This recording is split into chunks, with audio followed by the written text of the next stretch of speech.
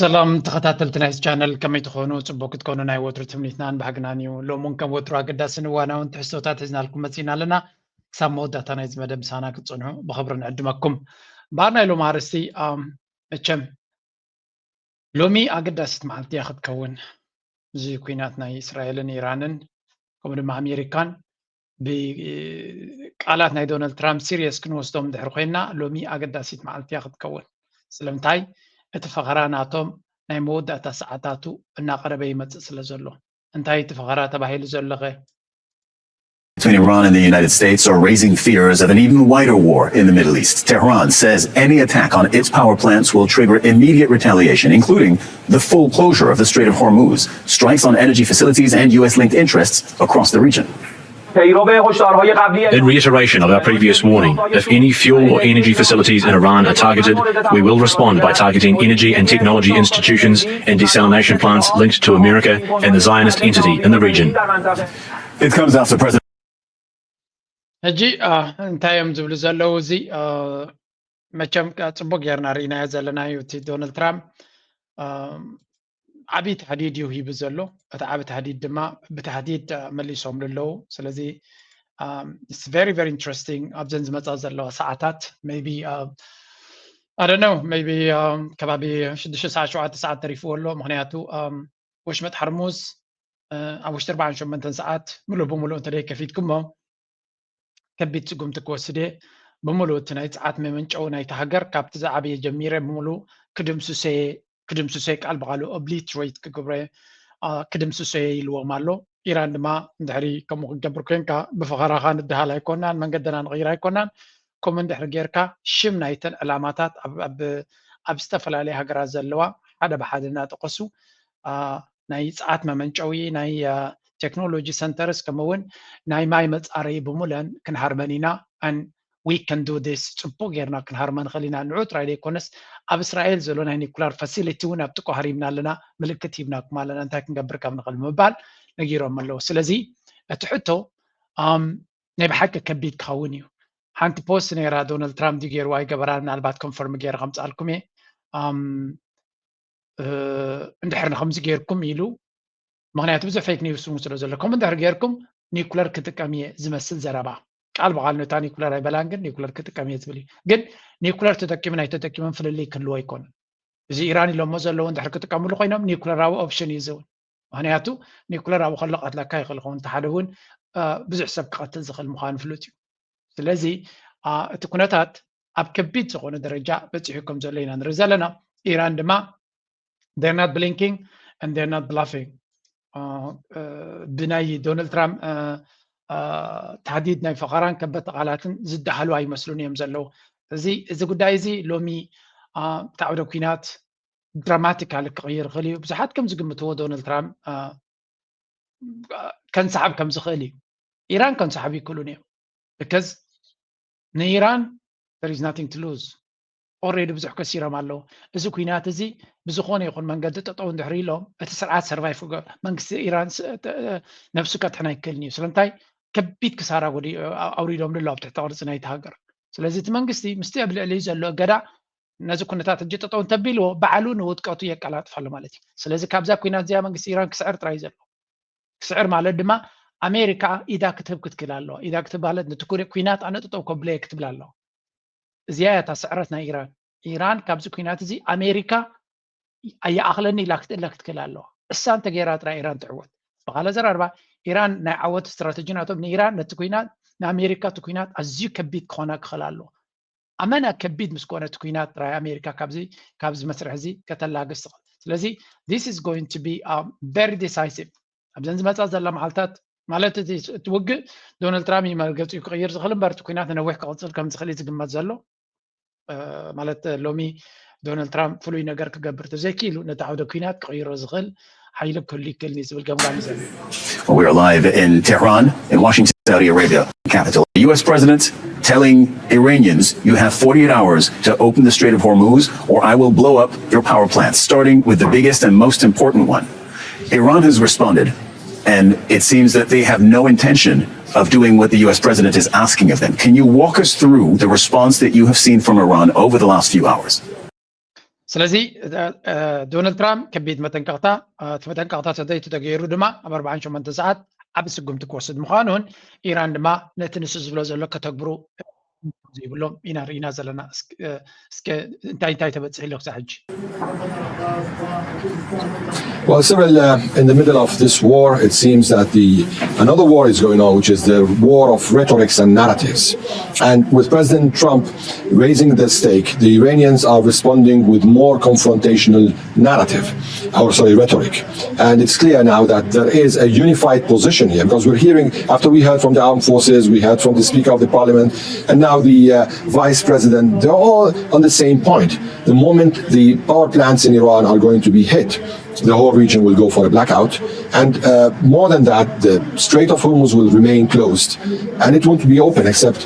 these plants were rebuilt according to the armed forces. Now, with respect to the other... Exactly. تكوداي دونالد ترامب سكون تكوس دخل خوني إيران جن زخوني يكون نغيره مرقص كلونا يكونن أتاسو قمت تاتو سيتكا وشمت هرمز مليس كعدسيو كابتا زلون لا لك عدسيو كينو زحلف دما نحنا ترى يكونن لتشي ويون ساعات نعنا ترى يكونن كتف كملو زوبا كملو زما كلاي مبرغيو ساعات كتف يمزول زلو سلازي this is going to be very fundamental أزيو أقداسي كبيد سخونة كونتاتينا هنري مالتشو إذا كم زيلو نهالو غلو تكوينات بخمي يقتلالو قال كابتوم ناي دونالد ترامب غوستنا كوينات أميديا مسيوم زغل وزلو خنر لنا معناته زياتهم يمنا تكوينات أقدمهم كجمر مخانو عبرت عم استزارب حجدما next step نتاعك كون كم زغل كزارب جمير مالو And they're running out of money. So here's what I tell President Trump. Keep it up for a few more weeks. Take Karg Island, where all of the resources they have to produce oil. Control that island. Let this regime down a vine. Is this going to, though, take Karg Island? Is it going to involve U.S. troops on the ground? Let me just read you something from The Atlantic. Does an assessment on that. They say U.S. troops may well take Karg Island. We believe their ability to do so, but only to endure ballistic missile strikes, drone attacks, petrochemical smoke, all without a reliable means of obtaining logistical support. The result could be a grinding war of attrition. They talk about how far away they would be from resupply. I'm sort of tired of all this. History was a lochom Lindsey Graham is bahal America politician يكتب له يجنديوجن نبحكي وردتنيا سبعي كم زعينة إيرانا كابافز وص كوينات رايو هجي نتكوينات تايب للو حدث سمنات كم زقصل كدورة لك دونالد ترامب نتكاك ايلاند زبحال دما دارقا 900 ندادناي إيران دوص قلون دصار يلون بوتا سراويتنا أمريكا أتيو قبيت كحزة ورير كحزة نعا حسكا دما بزح صقاتا سلازلوا نمنط لهم كاب إيراني زبلو زلو نزنو خغبرو سراويتنا أمريكا وقاتلو كبيت كوينات كبرالو انتاي تبلص اني هسا نزي بوتازي نمقصصار صقام كاونا يكلني وتادرتنا أمريكا ويونتم أمريكا حيل مزيوم كحزوا يقولهم تصقام جن كما يغيركا تعقبا مخنياتو قرباينا إيران بمدافع بباليستيك بدرونات غيرهم نتبوتاتي كنقصوي نتوم سراويت دما معات كسارا خصب لهم سلازي كيتكا ابتا بوتا كوفيلكا نخدو قاصرا قليل كون خلي عقيبكا نتقم خطو علاجن ازي كبيديو سلازي بخمي خاطرو يتبلو سمعوا وزازر بازيا نفزحات امريكان امنا قطع هزلا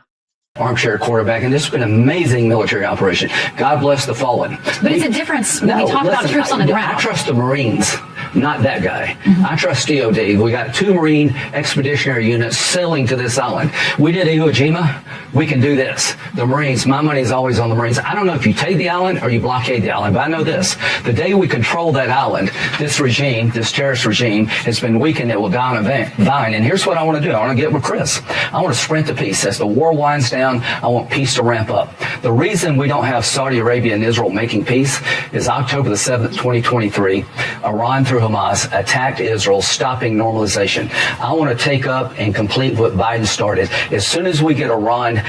defanged so they can never do another October 7th, I want to start up peace talks between Saudi and Israel this year. The face of evil بلوانزي ናይ ኩናትን ጥፍኣትን ገጽ እንታይ መስል እንድሕሪሎምካ ነዚ ትሪእዎ ዘለኹም ይመስል ስለዚ this is very very sad ከም ትሪእዎ ዘለኹም ሓደ ካብቲ ኣብ ኣሜሪካ ፖለቲካ ናይ ኣሜሪካ ብፍላይ እዚ ኩናት ናይ ኢራን ንኽካየድ ቅድሚት ዝተሰለፈ ካብ ንኣሜሪካን እስራኤል ክሳብ ዕለተ ሞተይ ዝቃለስ ቀዳምነት ናተይ እስራኤል እዩ ዝበለ ስለ ዝኾነ እዚን ወዲ እዝን ሕጂ እውን ነቲ ኩናት ክናዋሕ ኣሜሪካ ዝኸፈለት ዋጋ ትኽፈል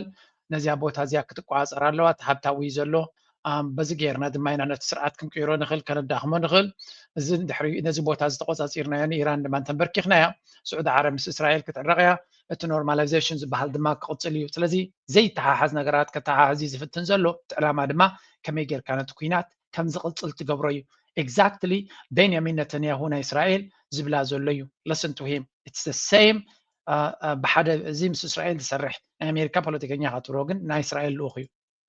needed an explanation of why Iran is the enemy of civilization and the enemy and the danger to the entire world. You got it in the last 48 hours. In the last 48 hours, they fired a terror weapon on civilians, on children. There's a children's nursery here. There's an old person's home here. Civilians, families, they fire terror weapons on civilians. And often they use cluster bombs, which are forbidden by international law. The second thing that they did for Iran. ሕጂ እንታይ ዝብል ዘሎ ኣብዚ ቦታ ናይ ዕንወት እንዲ ኸይዱ ነይሩ ኣብኡ ኮይኑ እዩ ዝዛረብ ዘሎ ሕጂ እንታይ ንኽብል ደልዩ ይመስለኩም እዚ ሕፍረት ዘይብሉ the face of evil ኢሎም እዮም ትክክለኛ ዘረባ ናቶም ድማ ሰ ነቲ ግብረ ሰይጣን ወይ ግብረ ከይ እንታይ ይመስል ዲያብሎስ እንታይ ይመስል እንድሕር ኢሎምኩም ናይዚ ስእሊ ድመፅእ እዮም ኢሎም ናይ ነተንያሁ ድመፅእ ስለምንታይ 2 ሚልዮን ህዝቢ ጋዛ ዝቕመጡ ጋዛ ናብ ሑፃ ዝቐየረ ብዛዕባ ሕማቕ ዝገብር ስርዓት ኢራን ምዃኑ ክእምነና እዩ ዝፍትን ዘሎ ሚን ነቲ ሰብ ክሳዕ ክንደይ ዝንዕቆ ይርዳእንን እዩ ሰብ ርእሲ የብሉን ኢሉ ዲ ዝኣምን ዓይኒ የብሉን ኢሉ ዲ ዝኣምን ነቲ ሚድያ ንሪኦ ሓሶት ኢሉ ዲ ክእምነና ዝፍትን it's just crazy ስለዚ እንታይ ዝብል ዘሎ ኣብ ኢራን ዘሎ መንግስቲ ክሳዕ ክንደይ ባርባራዊ ምዃኑ ንዘይተኣምኑ ዝነበርኩም ኣብዘን ዝሓለፋ 48 ሰዓታት በርሂልኩም ክኸውን ተስፋ ንገብር ናይ ህፃናት ቤት ትምህርቲ ዝነበረ ቦታ ኣሎ ብዝገበገለ ይብል ኣሎ ኣብ ቀዳማይ መዓልቲ ደብዳብናቶም 168 ህፃናት ዘለዎ ቤት ትምህርቲ ዝደብደቡ እዮም ብዛዕባ ሂማን ራይትስን ብዛዕባ ናይ ሰብኣዊ መሰላት ክምህሩና ዝፍትኑ ዘሎ ቀዳማይ እቲ ደብዳብናቶም ቤት ትምህርቲ ናይ ቆልዑ ኣዋልድ ሃሪሞም ክልተ ግዜ ድማ ሓደ ግዜ ተጋጊም ኣይኮኑ ገይሮሞ ክልተ ግዜ ዳብል ታፕ ባል ክልተ ግዜ ሃሪሞም ስለዚ እዚኦም ሰባት እዚኣቶም ብዛዕባ ሞራል ክምህሩ ልዕሊ 60,000 ካብኡ ድማ ፍርቂ ናቱ ደቂ ኣንስትዮን ቆልዑትን ዝቐተለ ኣብ ጋዛ ተመሊሱ ሕጂ ድማ ኣብ ሊባኖስ ልዕሊ 1,000 ሰብ ቀቲሉ ኣሎ ልዕሊ 1,000 ሰብ ኣብ ሊባኖስ ንሕዝበላ ይቐትል ኣለኹ እናበለ ቀቲሉ ኣሎ and the same person ግምጥል ኢሉ ብዛዕባ ሰብኣዊ መሰላትን ብዛዕባ ንደቂ ሰባት ዘቐደመ ኩናት እዩ ይዛረብ ዘሎ ኣብዚ ዝተገበረ መጥቃዕቲ ሓደ ሰብ ኣይሞተን ጀስ ሓደ 100 ሰብ ቆሲሎም እዩ ዝብል ዘሎ ስለዚ መን እዩ እቲ ባርባራዊ ኣካይዳ ዘለዎ ንክንፈልጡ ጥራይ ኢለ እየ ዝገብር ዘለኹ but it's really interesting እንታይ ንርኢ ኣለና ኢራን ሓደ ነገር ኣነፂራ ኣላ ኣብ ታሪክ one thing is clearly visible ኣብዚ ሓንቲ ነገር ኢሉ ኣሎ ምናልባት እንድሕሪ ሰሚዕኩም እንታይ ይብል ኣብዚ in the Strait of Hormuz that there will be strikes again. Do you think should happen? exactly what he's doing, and whatever we do together, and as far as possible in confidence. Of delays can to even try to interarrange like the Americans. There are expand. They also warning the This court is taking this road. military position. Trump has been able to do something. ኣይረኸብኳን ኣለኹ እንታይ ይብል ኣብዚ ኣይመስለኒ Jerusalem right next to the holy place, doing that for years. The fourth thing that they did is that they shut down the important maritime strait. Fourth thing, more are you waiting for?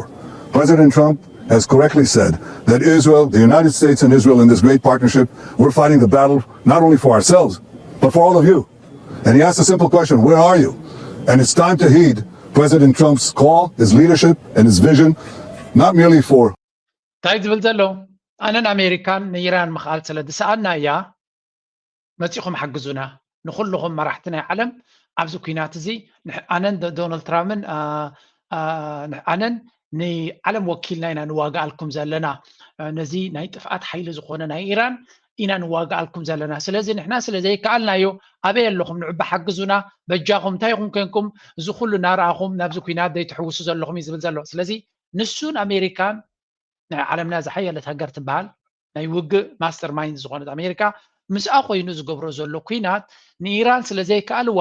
ኩልኻትኩም ቶም ካልኦት ተሪፍኩም ዘለዎም ሃገራት ናብዚ ውግእ እዚ መፂኹም ሓግዙና እዩ ዝብል ዘሎ እንታይ ኢና ንርኢ ዘለና ቶም ክልተ ኣዝዮም ዓበይቲና ባህልቲ ተዛርዮም ንኢራን ስለዘይኣኸሉ توسخ حجز يدليهم زلوين عند رزالنا ناي بحكي عفولي مدرخ ناي تاريخ نبر كم زلنا رأي ناخد فلتي ليز قبركم زلو شو أزتي زلو كنتات كون كله right now today انت يقات مالو كنرينا لومي انت يقات مالو إيران تتكبر الله إسرائيل كنت يقبر لومي Another round of overnight Iranian missiles attacks. People are seeing scenes like this across the country. That's the scenes there that they're seeing. Interception efforts are underway. Falling shrapnel has been reported in several locations across southern and central Israel. Some communities have reported fires and damage. Well, earlier Israeli police said an Iranian missile struck a kindergarten in Rishon LeZion, that's south of Tel Aviv, and it was close at the time with no injuries. Overnight, though, on Saturday, strikes on 2 cities in southern Israel caused extensive damage. The incidents have raised questions over Israel's air defense systems. كم نريد زلنا أتكوينات إيران بإسرائيل تقبروا زلا دبداب يقتل كم زلون أبزح بوتات دما يحلف كم زلون كالي دما ولا تزتحزون كم ستري وزلون كلاستر بوم بزبهل تتكام على سودو منتايو ولا تير ديفنس سيستم إسرائيل مش حرمو أكن دي زودق أبنا أشتو بومباتات يغير مالتي فحيل دما أبستفل عليه علاماتات يحرم مالتي سلازي السون حدا تبابنا تير ديفنس سيستم إسرائيل ولا أنت تغلغلوه ستيل نتأنوت تتوقبلوهم زي كل يزقبر زلو اير ديفنس سيستم إسرائيل دما بزوح أزاربار سخينولو مغنياتو أبزوح نتبتات نا إيران ميسايلات يحلفلو زبل زربان سنة مقوتنا حيالي خيط لزلو نتنياهو برتو تقاومو يقات مهم زلو مغنياتو اتحدقا نتوم إسرائيلاويان እውን ይትንክፎም ስለ ዘሎ ንሳቶም ድማ ነብቲ መንግስትናቶም ነዚ ኩናት እዚ ኩሎም እስራኤላውያን ኣይኮኑ ዝድግፍዎ ዘለዉ ስለዚ ቁጥዐ ናይቲ ህዝቢ እውን ኣሎ And even in successes, we investigate the entire chain of performance from the detection to the interception, discover new things, do corrections and adapt to the situation. The Air Force is managing a complex defensive battle. More than 90% of the launches fired at Israel are intercepted. Let's go to Rock McBride live for us from the Jordan. كم تريود اللهم تدقاقامي تي مكل خالنا إسرائيل وين بزح توتاتي قرب سلو ولا قال على تسعة ميتاويت نتز مثلا متكعتات نكلا خلون تلنا جن زحلف على نزي زحلف دم سلم تايو دزبل مرمرة يكايدو خمزلو يزنقر زلو بعبيو تعود كينات نبحكي تقايرو خمزلو قاز قلت تغني حنتي زرباجن ولا تم عبيتي إليت نا أمريكا كزارو بلا جميرهم زلو ولا زانت بزيادة ما بسنك زيا من إيران كتفواز دلي زلو بسنك زانت بزيا. Beneath the daily headline of strikes and counter-strikes in the Middle East, we're witnessing something seismic. War is being utterly transformed. In the first week of Tehran's retaliation campaign, drones accounted for about 71% of recorded strikes on Gulf states, according to a CSIS analysis. The UAE alone reportedly faced 1,422 detected drones and 246 missiles in just 8 days. We could already glimpse many of these trends in Ukraine, but in Iran, the future of war has definitively come into view. Michael Horowitz of the Council on Foreign Relations. ኩናትና ኢራን ሓደ ነገር ኣፀቢቑ ኣነፂሩና ኣሎ ይብላ ኣሎ ንሱ ድማ ኩናትና ኢራን ድሕሪ ሕጂ ዝካየድ ኩናት ኣዝዩ ኣገዳሲ ክኸውን ከም ዝኾነን ዓውደ ኩናት ድማ ክሳዕ ክንደይ ሓያልን ክቡርን ኣፅዋር ኣለካ ዘይኮነ ዋላ እውን ሕስር ዝበላ ኣፅዋር ክሳዕ ክንደይ ብብዝሒ ከተፍርዮ ትኽእል ክሳብ ክንደይ ከ ክትጥቀመሉ ትኽእል ከመይ ጌርካ ድማ ኣብዝሕካ ነቲ ዘለካ ኣፅዋር ብሕሱር ሰሪሕካ ነቲ ዓውደ ኩናት ዶሚኔት ክገብሮ ትኽእል ኢራን ሓደ ዓብ ትእምርቲ ጌራ ኣላ ምክንያቱ ኢራን ብገንዘብ ማዕርዮም ኣይኮነትን ብቴክኖሎጂ ኣማዕርዮም የላን ብካልእ እውን ኣብቲ ናቶም ደረጃ ኣይኮነት ዘላ ባት ስቲል ናይቲ ኩሉ ዘለዋ ፀገማት ብካልእ መንገዲ ክትከኦ ክኢላ ንኣብነት ዶናልድ ትራምፕ ሓይሊ ባሕሪ ናይ ኢራን ኣጥፊናዮ ሓይሊ ኣየር ናይ ኢራን ኣጥፊና ይብል ኢራን ብከምኡ ክትዋጋእ መደብ ኣይነበራን ናይ ኢራን ድሮናን ሚሳይላታን እዩ እቲ ቀንዲ ዓቕምናታ ዘድሊ ውፅኢት ድማ ይገብር ኣሎ ስለዚ እቲ ዓውደ ኩናት ሞደርን ዋርፌር ናይ ብሓቂ ከም ዝተቐየረ እዮም ዝዛረቡ ዘለዉ እዚ ድማ ኢራን ዘለዋ ዓቕሚ ከመይ ጌራ ዋሂዳ ብዝሓሰረን ብዝበለፀን ብኣድማዕን መንገዲ ክትጥቀመሉ ትኽኢላ ዝብሉ ኢራን ስርዓት መይቱ ዘሎ እናበሉ ዝዛረቡ ዝነበሩ በዓል ፍሬድ ዘከርያ ኸማን ነቲ ኩነታት ክእመኑ ንርኢ ኣለና ኣብ ኢማራት ጥራይ ክሳብ 1422 ድሮናት ከም ዝተኮሰት እዩ ዝንገር ዘሎ እንታ ከምኡውን ክሳብ 246 ሚሳይላት ተኩሳ ኣላ ይብላ ኣሎ ስለዚ we are now in the era of precise massing war ስለዚ ምዕቡል ኣፅዋር ብብዝሒ ተፈርዩ ኣብ ዓውደ ኩናት ዝኣትወሉ ደረጃ ኢና ዘለና ዝብል ስነ መጎት እዩ ዘሎ እንታይ ማለት እዩ ኢራን ሓንሳብ ንሓዋሩን ነቲ ኣተሓሳስባ ናይ ኣሜሪካ ቀይሮሞ ኣሜሪካ ንዓለምና ብምንታይ እዮም ክድህልዋ ዝፍትኑ ነይሮም ከም ትሪእዎ ዘለኹም ኣዝዩ ክቡር ዓበይቲ ነፈርቲ ኩናት ክቡራት ነፈርቲ ኩናት ክቡር ሚሳይላት ግን ውሕድ ጥራይኻ ከተፍርድ ትኽእል ንዓመት እዚ ውሕድ ስለዚ በዛ ኣፅዋር እዚ ኣፍሪካ ተጠንቂቕካ ዕላማኻ ተሃሪምካ ጥራይ ክሰርሓልካ ዝኽእል እምበር ዋላ ዕላማኻ ተሃሪምካ ነቲ ዓውደ ኩናት ክትቅይሮ ይገብረካኒ ብግም ተዓሉ ከም ናይ ኢራን ዝኣመሰለ ሚሳይላትን ድሮናትን በብዝሒ ከተፍርዮ እንድሕር ኺልካ እሞ ናብ ዕላማኻ በብዝሒ ብምሃብ ነቲ ፀላይኻ ዋላ ክከላኸለካ ይፍትን እንተሎ ናይ 30,000 ድሮን ተኩስካሉ ብ4 ሚልዮን ዘፍረዮ ፔትሪዮት ሚሳይል ገይሩ ይሃርበልካ እንተሎ ኮይኑ ንሱ ዲ ዝኸስር ዘሎ ስኻ ዩኦሬዲ ነው ስለዚ ትዕንወት ንመን ምዃኑ ነታ ድሮን ብምህራሙ ዝሕጎስ ዘይኮነ ነታ ድሮን እናሃረመ ከሎ ዝቁንዞ ኢኻ ትገብሮ ንፀላይኻ ስለዚ እዚ ንሪኦ ዘለና ካብ መጠን ንላዕሊ ክቡር ዝኾነ ቴክኖሎጂታት ናይ ኣፅዋር ካብኡ ንላዕሊ ድማ ነዚ ኣፅዋር እዚ ድማ ብቢልዮናት ዝሰራሕካዮ ኣፅዋር ኢራን ብ30,000 ተሰርሐ ድሮን ጌራ ክድምስሶ ከላ ድማ commercial parts and launched in swarms. What used to require great industrial nations' capacity can increasingly be assembled, adapted, and scaled by much smaller states. The economics of war are being turned upside down. A Shaheed-type drone often costs around $35,000. A Patriot interceptor costs about $4 million, which would buy over 100 drones. ስለዚ እዚኣ እታ ሎጂክ ንኩሉ ሰብ ገሪማ ዘላ ሻሂድ ድሮን ኣኽቢርዋ እዩ ዘሎ ወረጋብ ገሊዩ ክሳብ 7,000 ከማን ዝሰርሕዋ ኣለዎ እዮም ዝብሉ እተን ኣዝየን ክቡራት ምዕቡል ቴክኖሎጂ ዘለወን ግን ክሳብ 35,000 ይበፅሓ ኢራን ከፍርይዎን ከለዉ ብክንደይ ዋገን ኣብዚ ክንደይ እቲ ንዕን ዝከላኸል ዘሎ ሚሳይል ግን 4 ሚልዮን ይዋግኡ ስለዚ ኢማራት 4 ሚልዮን ተኪሳ ብ35,000 ዝተሰርሐ ሚሳይል እያ ድሮን እያ ትሓርም ዘላ ስለዚ ብከምዚ ንክንደይ ክትቅፅል ትኽእል ቁጠባኻ ክሳዕ ክንደይ ክዓኒ ይኽእል እዩ ዝበሃል ዘሎ ኣብ ልዕሊኡ ድማ እቲ 4 ሚልዮን ምኽሳር ጥራይ ኣይኮነን እቲ ትትኩሶ ዘለካ ሚሳይል ቀልጢፉ ዝስራሕ ኣይኮነን ስለዚ እቲ ድሮን ናይ ኢራን ግን ኣብ ሓፂር ግዜ ፋብሪካታት ናይ ኢራን ሲ ሕጂ ትውግእ እናተኻየደ ከሎ ይሰርሓለ እዮም ዝብሉ ዘሎ ኣብ ትሕቲ መሬት ስለ ዝኾነ ምክንያቱ ኢራን ሓደ ነገር ተረዲዎም ኣሎ እዚ ኩናት እዚ ን20 ዓመት ልዕሊ እዮም ተቐሪቦምሉ ኣሜሪካ ብኸመይ ክትሃርሞም ከም ትኽእል ድማ ምስጢር ኣይኮነን ነይሩ ኣብ ኩሎም ኣብ ከባቢኦም ይርእይዎ ነይሮም ስለዚ ብዝተኻለተ ኣገዳሲ ኣሰትስናቶም ኣብ ትሕቲ መሬት ክኸውን ዘለዎ ንዑ ድማ ኣሜሪካን እስራኤልን ክድብድባ ይውዕላ ኣለዋ ግን ከምቲ ዝደለ ውፅኢት የምፃሎም ስለዚ የለ እዩ እቲ ኩናት ዝቕፅል ዘሎ እዩ ትበሃል ዘሎ ንቐፅል ሕጂ ተመሊስና ክንሪኦ ኢና እቲ ዓውደ ኩናት ንኢራን ብኸመይ ይርድእዎ ኣለዉ ካብ ውሽጢ ኢራን እስከ ንስማዕ We see that this is quite troubling times. Israel has attacked the nuclear power plants at Bushehr and Natanz, and Iran has retaliated against the city of Dimona, where the Israelis have their own nuclear plants. This was not an attack on the nuclear plant, apparently, but nearby in terms of hitting the city. So it does seem that we could be moving to a de facto nuclear war if this is the new trend that is attacking nuclear facilities with the possibility of a nuclear fallout. And making matters worse, we see that Trump gave Iran this ultimatum of 48 hours to open the Strait of Hormuz, essentially capitulate. Otherwise, they would start hitting Iran's largest energy fields. We see that the Iranian military headquarters, if I get this right, warned that if the US would carry through on these threats, then they would knock out the energy facilities, and desalination plants across the Gulf states would essentially be the end of this this state. So we're looking almost towards total war here. I was wondering if you can give me your assessment of what is happening, because this seems like uncontrolled escalation at this point. ሕጂ ከም ትሪእዎም ዘለኹም ክልተ ኣገደስቲ ፀለ ሚድያ ፐርሶናሊቲ እዮም እቲ ሓደ ፕሮፌሰር ሚራንዲ ኢራናዊ ካብ ውሽጢ ኢራን እዩ እቲ ብፀጋም ዘሎ እቲ ብየማን ዘሎ ድማ ኖርዌጃዊ ስኮላር እዩ ዴኒስ ግለን ይበሃል እንታይ ዝብሎ ዘሎ እቲ ኩናት ከየጋደና ናብ ኒኩለራዊ ኩናት ገፁ እዩ ዝኸይድ ዘሎ ኢሉ መጀመርያ እስራኤል ነቲ ናይ ናታንስ ዝበሃል ናይ ኢራን ናይ ኒኩለራዊ ቦታ ናይ ኢራን ከም ዝሃረመት ከም ገይሮም መልሲ ድማ ኢራን ኣብቲ ዲሞና ዝበሃል ከተማ ኣብቲ ከባቢ እቲ ኒኩለር ዘለዎ ወላ ቀጥታ ነቲ ኒኩለር ተደያረመቶ ኣብ ከባቢኡ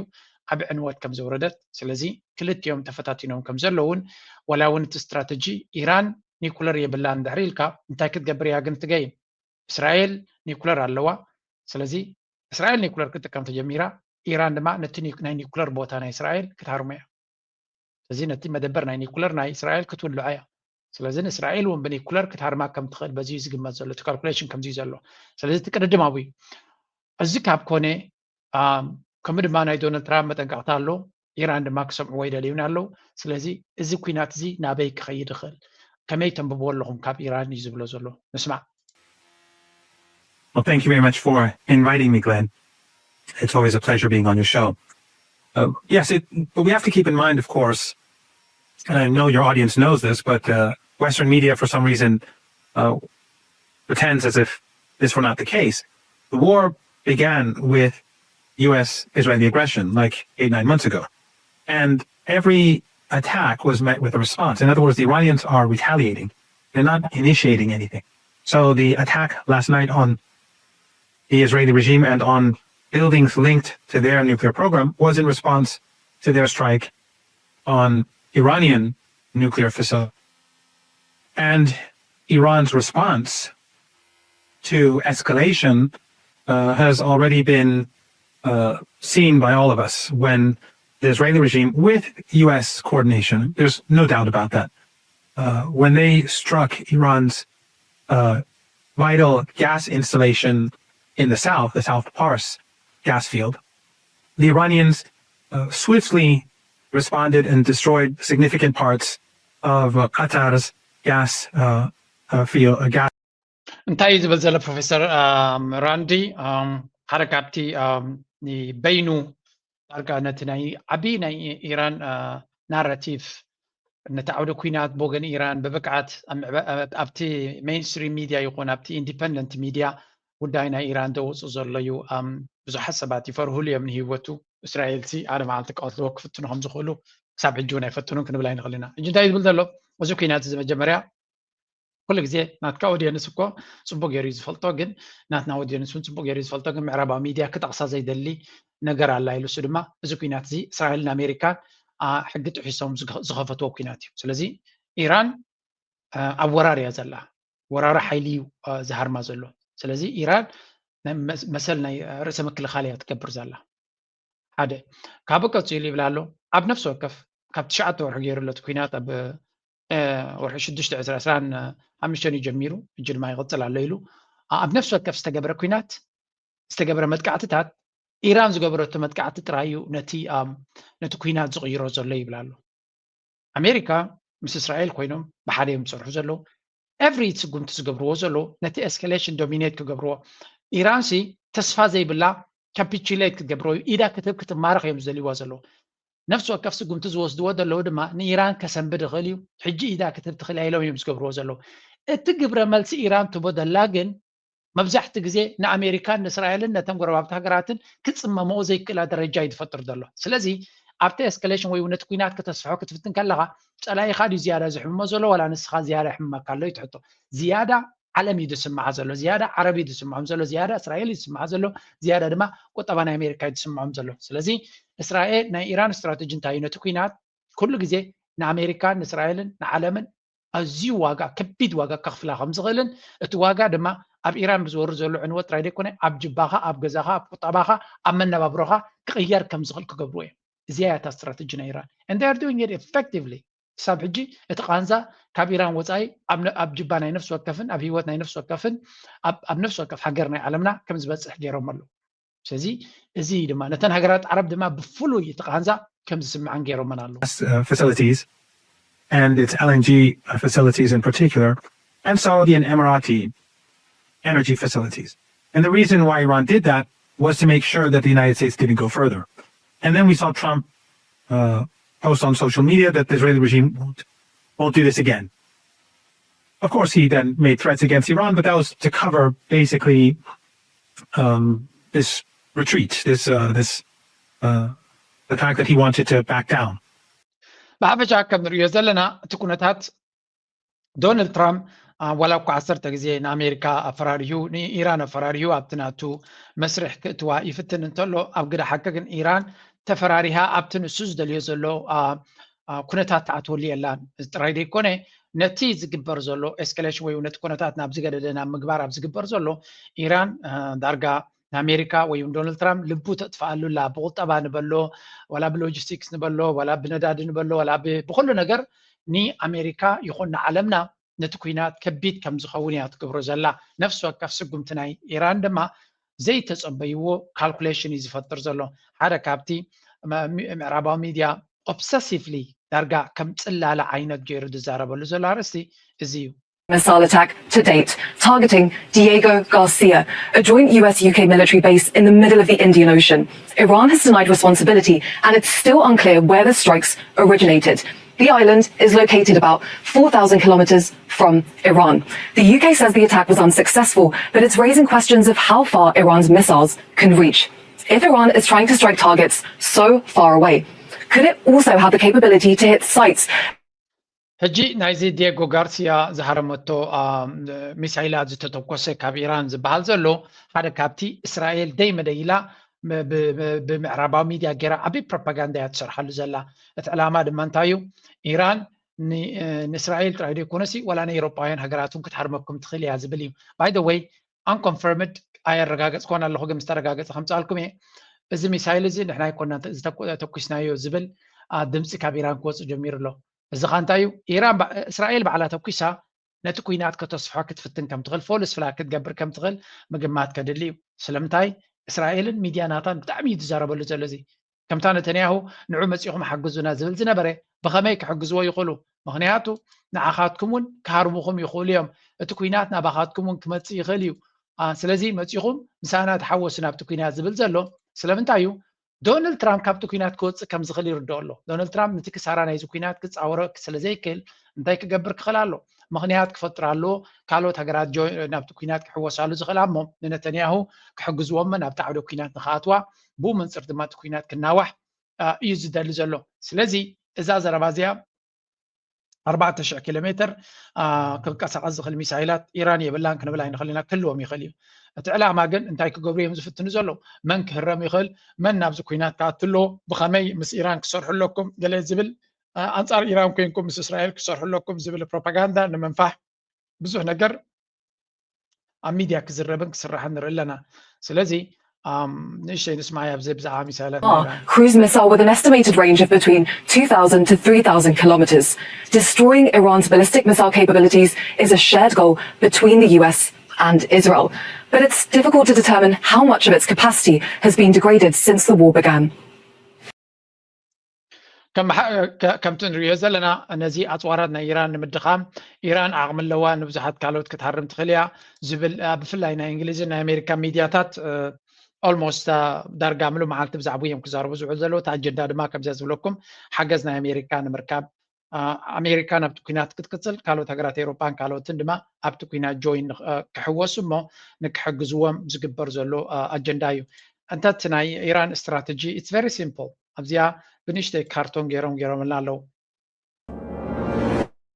ናይ ኢራን ዓውደ ኩናት እቲ ኩናት ከይተጀመረ ከሎ እዚ ወሽመጥ ሃርሙዝ እዩ ዝደለየ ሰብ ካብ ዝደለየ ሃገር ነዳድዩ ሒዙ ይኸይድ ነይሩ እዚኣ ነይራታ ወሽመጥ ሃርሙዝ ኢራን እዩ ትንክፎ ይነበሩን እንደን እዚ እቲ ወላ ሓንቲ ከየጋጥሞ ከሎ እዩ ድሕሪኡ እንታይ ከጋጥም ጀሚሩ ረይዎ እስራኤልን ኣሜሪካን ኣብዘን ሃገራት ዓረብ ዓሪዶም ናብ ኢራን ዝተፈላለየ መጥቃዕትታት ክገብሩ ጀሚሮም ኢራን ድማ ተመሊሳ ነቲ ቦታታት እቲ ክትዓፅቦ ጀሚራ ከምኡ ድማ ኣብቲ ወሽመጥ ሃርሙዝ ብሎኮ ገይራ ማለት እዩ ሽዑ እተን መራኽብ ኢራን ትደልየን ኢራን ተፍቅደለን ጥራይ ክሓልፋ ክኢለን ማለት እዩ ዶናልድ ትራምፕ ድሕሪኡ ዝተፈላለየ ብልሓታት ክገብር ፈቲኑ ምድብዳብ ቀፂሉ ካልእ ስትራቴጂታት ክትኣታቱ ፈቲኑ ግን ክሳብ ሕጂ ክሰልጦ ኣይከኣለን ዓውደ ኩናት ክሳብ ሕጂ ዘላ ማለት እዩ ካብዚ ቀፂሉ ኢራን ንኢራን ጥሒሰን ክኸዳ ዝፈተና ድማ ኢራን ክዘብጠን ጀሚራ እቲ መንገዲ ድማ ጠቕላላ ተዓፅዩ ሽዑ ኣሜሪካ ነተን ዓበይቲ መራኽብ ኩናት ናታ እተን ነፈርቲ ኩናት ዝስከማ ከም በሃል ዩኤስኤስ ኣብርሃም ሊንከን ናብቲ ወሽመጥ ሃርሙዝ ገፁ ከቕርበን ፈቲኑ እዚ ብዙሕ ምዕራባዊ ሚድያ ይዛረበን እዩ ነተን መራኽብ ናቱ ከቕርበን ዝፈተን እንታይ ጋጥ ይመስለኩም ድሮናት መፅአን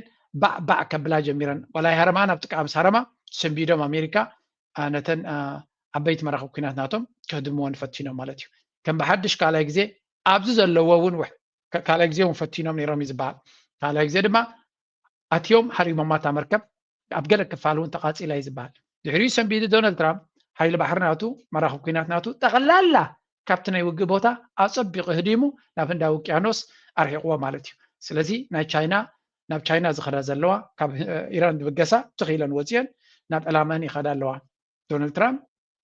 ኩሉ ዓይነት ንደትዮም ካልኦት ሃገራት ክልምን ጀሚሩ ንዕበጃኹም ሓግዙ ክብሎም ጀሚሩ እተን ካልኦት ሃገራት ድማ ንስኻ ዘይከኣልካ መጀመርያ ንዓና ከየፍቀድካ ዝኣተኻዮ ኩናት ንሕና ክንኣትዎ ይንኽእል ኢና ካልኣይ ድማ ንስኻ ዘይከኣልካ ንሕና እንታይ ኢና ክንገብሮ ትብለና ዘለኻ ብምባል ፍራንሶም ጀርመኖም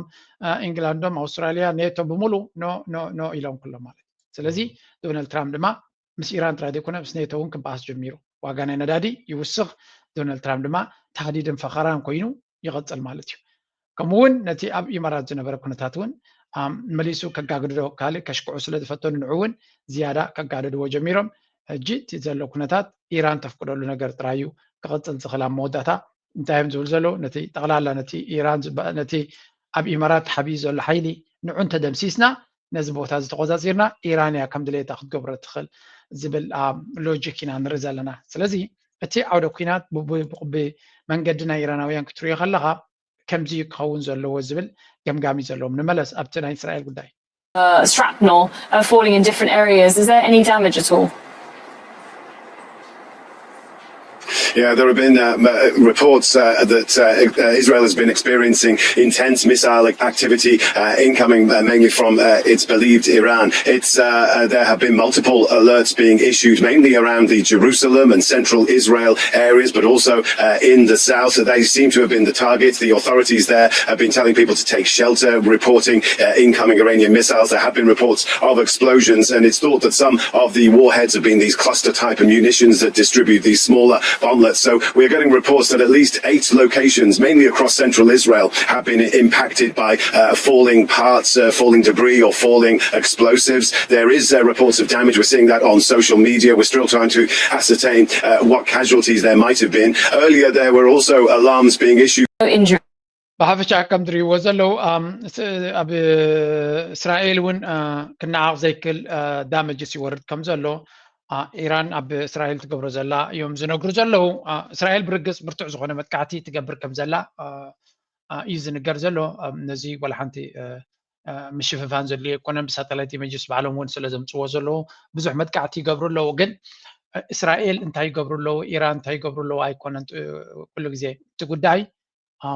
መን ናብ ዕላሙ ገፁ ይሰርሕ ኣሎ ዕላማ ናይ መን ዝያዳ ክትግበር ይኽእል ኒውዮርከር ታይምስ ወላ ካልእ ኣርቲክል ዘውፅኦ ለንቀነ እውን ሓደ ነገር ኣነፂሩ ኣሎ ቤንያሚን ነተንያሁ ንዶናልድ ትራምፕ ኣሽኪዑ ኣብደልሃመድ ከም ዘእትዎ ስለምንታይ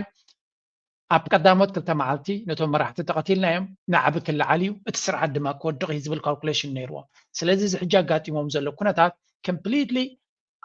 out of their equation ካብቲ ዝደለይዎ ካብቲ ዝመደብዎ ወፃኢ እዩ ዘሎ እሱ ጥራይ ግን ኣይኮነን ካብቲ ዝመደብዎ ወፃኢ ጥራይ ዘይኮነ ዘሎ ሕጂ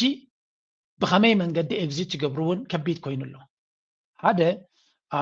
ንኢራን ዳርጋ መብዛሕትኡ ብግምጣሉ ውፅኢት ኣምፂኦም ኣለዉ እዩ ዝበሃል ዘሎ ፎር ኤግዛምፕል ኢራን ኒኩለር ክህልዋ የብሉን ዝብል እዩ እዚ ኩናት እዚ ኣብዚያ ስምዕዎም ድሓን እንታይ ይብሉ መሲልኩም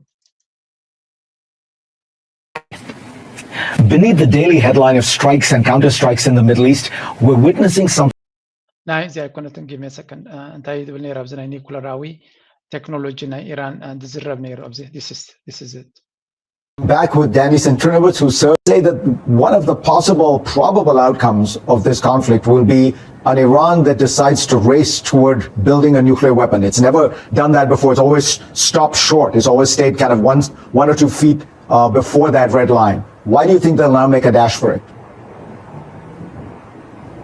Yeah, in order to understand that, let's a little bit do a recap on the Iranian nuclear strategy. Until 2003, Iran wanted to build a nuclear bomb. 2003, Khamenei, the father, forgo that option and actually tried to bring Iran to a threshold state on enrichment without crossing the Rubicon. He was very afraid of that. That is why he issued a fatwa, a religious order, saying that you cannot develop a nuclear bomb. When he's dead, the fatwa is dead, meaning that what we have now is young, radicalized leader, name of Mujtaba, the son, want to avenge the death of his father, his mother, his wife. እስራኤል ሕፍረት ዝበሃል ዘይብሎም ህዝቢዮም ኢሊት ናቶም እውን ከምኡ እዮም ማለት እዩ እጂ እንታይ ዝብል ዘሎ እዚ ሕጂ ኣጋጢሙ ዘሎ ኩነታት ንኢራን መሊሳ ናብቲ ናይ ኒኩለራዊ ኣፅዋር ከም ትጎይ ክገብራ ይኽእል እዩ ዝበሃል ዘረባ ኣሎ ከመይ እዩ ምስ በሎ እቲ ታሪክ ክነግረኩም እቲ ኣብ 2003 ኦልሬዲ ኒኩለር ክገብሩ ይኽእሉ ነይሮም እዮም ግን እቲ ሕጂ እስራኤል ዝቐተሎት ኣሜሪካ ዝቐተልዎ መራሒ ናይ ኢራን እቲ ኣሊ ኸመኔ ማለት እዩ ንሱ ኒኩለር ክንገብር ተኾይና ሃይማኖታዊ ውሳነ ክኸውን ከም ዘለዎ ትእዛዝ ኣመሓላሊ ፋትዋ ይብልዎ ስለዚ ኢራን ነታ ኣፅዋር ክትገብር ካብቲ ሱፕሪም ሊደር ፍቓድ ክትረክብ ኣለዋ እቲ ሱፕሪም ሊደር ድማ ነታ ፍቓድ ክብ ኣይደልን ነይሩ ሓደ ካብቲ ኢራን ነዚ ኒኩለር እዚ ከተማዕብሎ ዘይምኽኣላ ኒኩለራዊ ቦምብ ከተማዕብል ዘይምኽኣላ ዓብ ዋጋ ዘኽፍላ ዘሎ ድማ ንሱ እዩ ስለዚ ሕጂ ድማ ነቲ ከልኪሉ ዝነበረ ኒኩለር ንኸየማዕብሉ ንዑ እውን ንኽገትፍዎ ሕራይ ኣብ ዝብልሉ ዝነበሩ እስራኤል ናይ ኒኩለር ጉዳይ ስለ ዘይኮነ እቲ ጉዳይ ነቲ ኒኩለራዊ ቴክኖሎጂ ናትና ጠጠው ከነብለይና ኩሉ ዓይነት ተበግሶታት ድማ ክንገብር ኢና ሕራይ ኢሎም ከለዉ ነቶም መራሕቲ ነቲ ሱፕሪም ሊደር ይኹን ነቶም ካልኦት ኩሎም ቀቲሎሞ ከምኡ እውን ነቶም ምስ መንግስቲ ኣሜሪካ ይኹን ምስ መንግስቲ እስራኤል ክዘራረቡ ዝኽእሉ ዝነበሩ ፕራግማቲክ ሊደርስ ዝበሃሉ ከም ዓሊ ላርጃኒ ንዓታቶም ቀቲላቶም ስለዚ እስራኤል እንታይ ደልደላ ዲስፋንክሽናል ኢራን መንግስቲ ዘይኮነ ከም ሊብያ ዝኾነ ፋሕብትን ዝኣተወ ኢራን እምበር ከም መንግስትን ከም ህዝብን ቆይሞም ሃገሮም ክመሓድሩ ፖለቲካዊ ዲስካሽንስ ክገብሩ ኣይትደልዮም እያ ዘላ ስለዚ ኩሉ እዚ ንሪኦ ዘለና ዲሞክራሲ ከነምፅዶ ገለ መለዶ ዝብልዎ ዘሎም ኖም ኢትስ ኳይት ዲ ኦፖዚት ብግምጣሊ እቲ ኩነታት ኢራን ኣብ ሓደ ሃገር ክትኮነሉ ዘይትኽእል ሕጂ እውን እቲ ኤሌክትሪክ ዶ ትሕቲ ቅርፂ ዶ ዘፍርስዎ ዘለው እቲ ሃገር ከም ሃገር ንኸይቀውም ምክንያቱ እዚ ኩናት ዝጠጠው እንድሕር ኢሉ እንታይ ከጋጥም እዩ ኤሌክትሪክ እንድሕር ዘይሰርሕ ኮይኑ ጋዝ እንተዘየለ ኮይኑ ሆስፒታላት ዘይሰርሕ ኮይኑ ህዝቢ ክለዓል እዩ ንዓብ ክገብር እዩ ነቲ መንግስቲ ድማ መሊሱ ኣብ ፋሕብትን ክትወይ መንግስቲ ወታደራዊ ዓቕሚ ናቱ ተዳኺሙ እንተሎ ፖሊስ ተዳኺሞም ናይ ፖሊስ ኦርጋናይዜሽንስ ኩሉ ተሓሪሙ እንተሎ ቁፅፅርን ሕጊ ኣልቦነትን ክፍጠር ስለ ዝኽእል እንታይ ክኸውን እዩ እቲ ሃገር ናብ ኪያስ ናብ ዕግርግር ክትኣቱ ትኽእል እያ ልክዕ ከምዚ ትግራይ ኩናት ምስ ጠጠው ምስ ኮነ እንታይ ኣጋጢሙ ሕጊ ኣልቦነት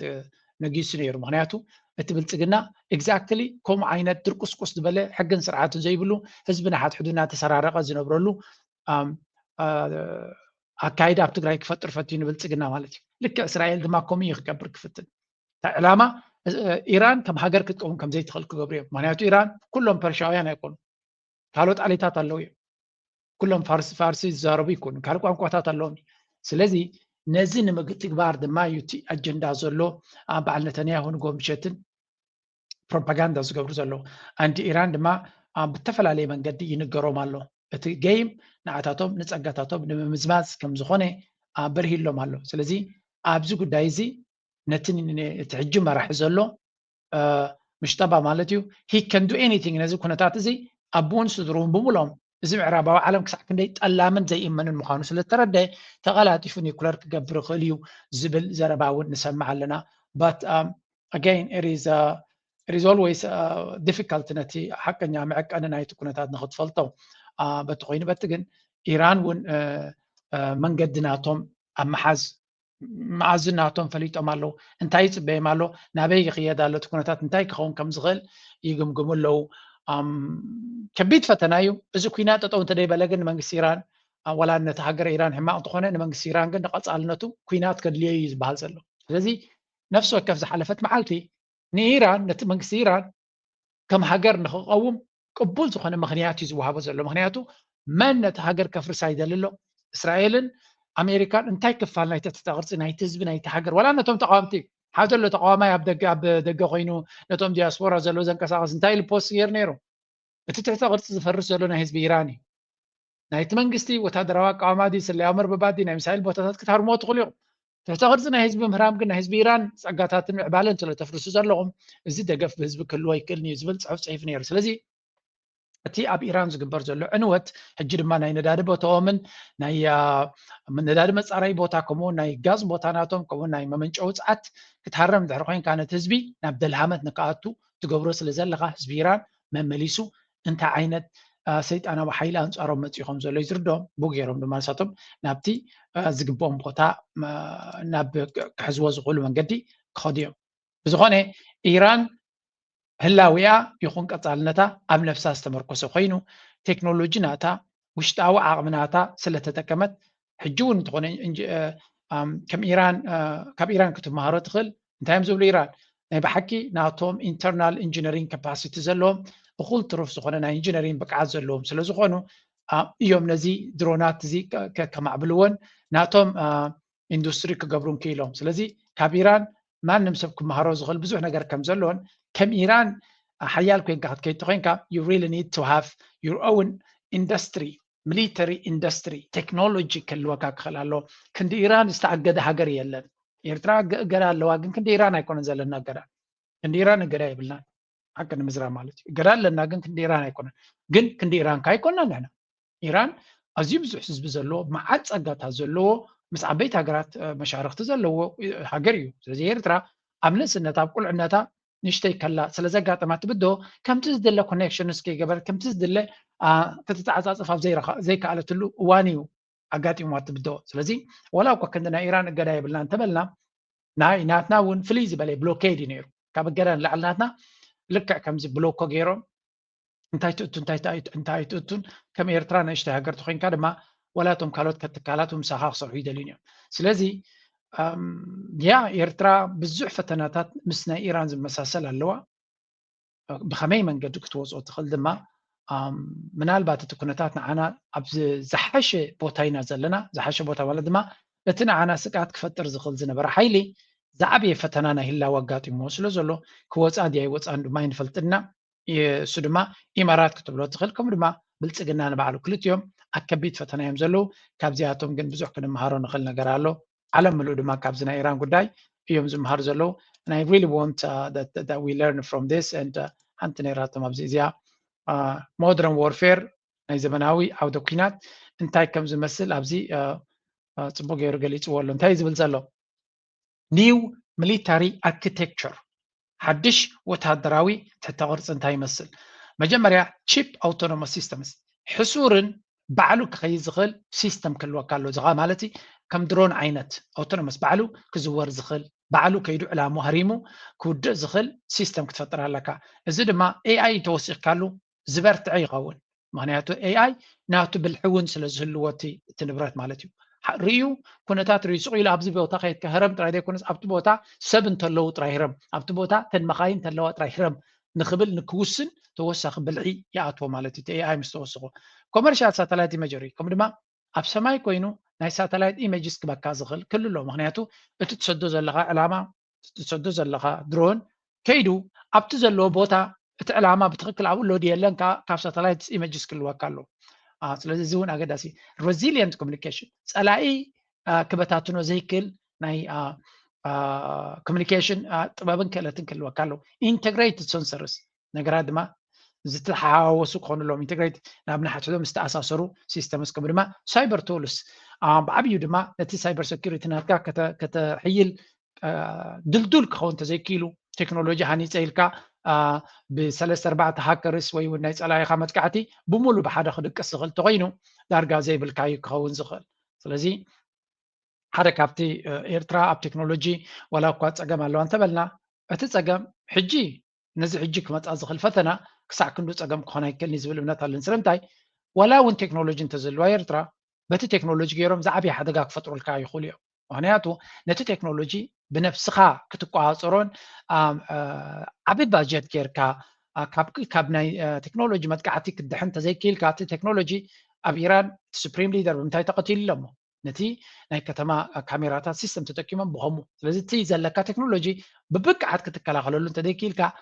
ኣንጻርካ ከም መፅዋር ክጥቀመሉ ክእሉ እዮም እዚ ማለት ግን ቴክኖሎጂ ክህልወካ የብሉ ማለት ኣይኮነ ንኣብነት መሻርክቲ ጥዑያት መሻርክቲ ረኺብካ ካብ ቻይና ድገለ ክትጥቀም ኣለካ ነቲ መሻርክቲ ናትካ ዝበካ ዘሎ ድማ ካብኡ እናተምሃርካ ናትካ ኦርጋኒክ ቴክኖሎጂ ከተማዕብሉ እውን ክትብገስ ኣለካ እዚ እውን ከም ሓደ ዓብይ ትምህርቲ ክንወስደሉ ንኽእል ኮይኑ ይስማዓኒ ከም ወትሩ ነገራት ካብ ኩሉ ክንምሃር ኣለና ባህላየ መፃኢ ወለዶ ናይቲ ሃገርካ ስኻ ስለ ዝኾንካ ነዚ ቻነል ትረዳ ኣለኻ እዚ ትሪኦ ዘለኻ ታሪክ ዝፍፀም ዘሎ ዓብ ታሪክ ስለ ዝፍፀም ዘሎ ከም መምሃሪ ተጠቂምና ናብ ረብሓ ናይ ሃገርና ክነውዕሎ ተስፋ ይገብር ናይ ሎማ ሃሳብ ዝኹዴ ኣብ ካልኣይ ክፋል ክሳብ ምራኸብ ድሓን ኮኑ ፅቡቅ ቻው